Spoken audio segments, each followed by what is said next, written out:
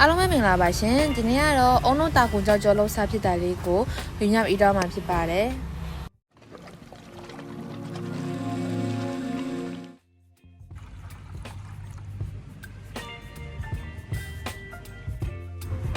တာကူလေးအရင်ဦးဆုံးပြုတ်ထားပေးလိုက်ပါမယ်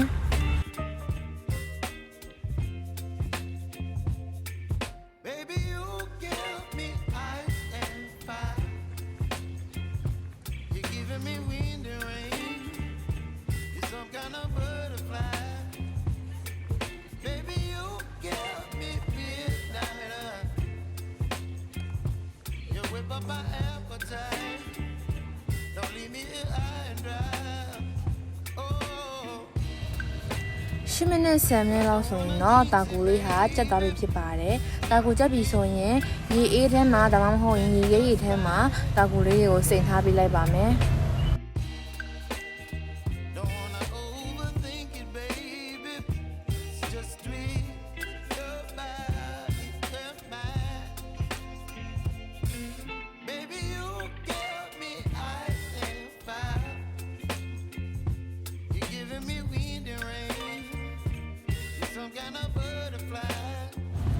ဒီနေ့ကအုံတို့ကြောက်ကြောကိုသမင်းစားပကံလုံး၄လုံးစာလုံးမှာဖြစ်ပါတယ်သမင်းစားပကံ၄လုံးစာမှာအုံတို့ကအမကတပူးသုံးထားပါတယ်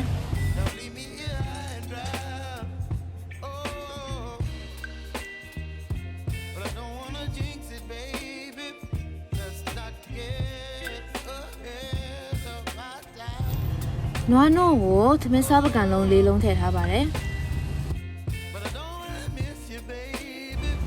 ကြောက်ကြောသမင်းစားဆုံးတစ်စုံနဲ့သုံးပါမယ်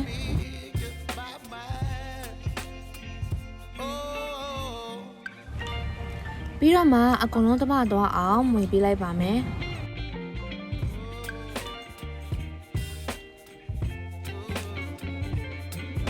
အချိုအကျွဲတကြားထည့်ပါမယ်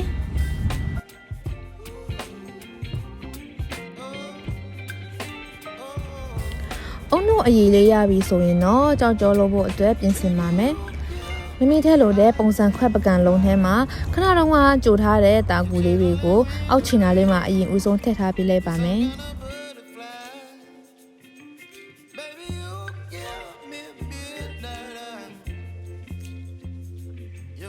ပြီးရင်တော့ခဏတော့ကချက်ထားတဲ့အုံတို့ကြောက်ကြောအရေးလေးတွေကိုထည့်ပေးရမှာဖြစ်ပါတယ်ထည့်ပြီးရင်တော့အေးခံရမှာဖြစ်ပါတယ်ကိုကအပေါ်မှာအဖုံးလေးအုပ်ပြီးတော့မှအပြင်မှာအေးခံတာဒါမှမဟုတ်ရင်ဒီကတက်တာထဲမှာထည့်ပြီးတော့မှအေးခံလို့ရပါတယ်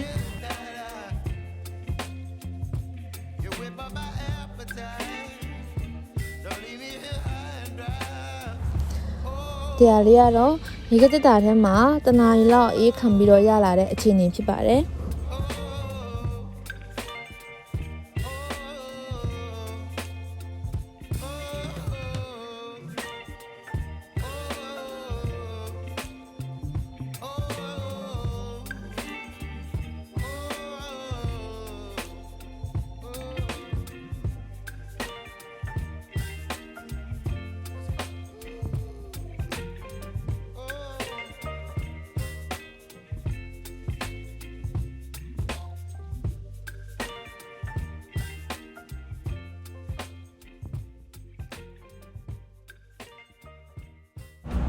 အခုဆိုရင်တော့အရန်ကုန်မှာဖြူခွေးလာပပြီးတော့စားလို့ကောင်းတဲ့အုံတို့တောက်ကိုကြောက်ကြောလေးရပြီဖြစ်ပါတယ်ရှင်အားလုံးပဲအဆင်ပြေကြပါစေ